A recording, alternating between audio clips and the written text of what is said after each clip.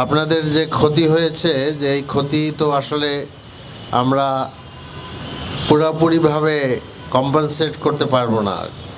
এখন আমরা আসলাম যে আপনাদের পাশে আসলে দাঁড়ানোর জন্য, এটা আমি ওদিন রাত্রেও বলেছিলাম সকালে, তো সেইটাই আমরা আপনাদের পাশে দাঁড়ালাম এবং সামনের দিকে পথ চলায় সমস্ত যেখানে যেখানে আপনাদের প্রয়োজন সেখানে আমি থাকব।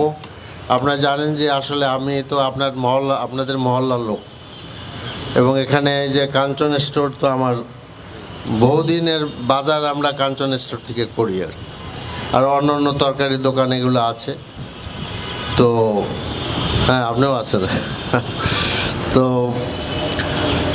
আমি যেটা বলতে চাই, যেটা সেলিম ভাই বললেন, যে আমি দোয়া করি আল্লাহর কাছে, এটা কামনা করি যে না, আল্লাহ তাআলা যে ক্ষতি আপনাদের হয়েছে এর থেকে বেশি প্রতিদান যেন আপনাদেরকে দান করেন।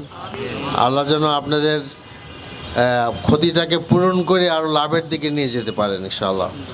সেই দোয়া আল্লাহর কাছে করছি। বৃষ্টি যেহেতু হচ্ছে, আমরা কথা না বাড়াই, আর বক্তৃতার সময়ও এটা না।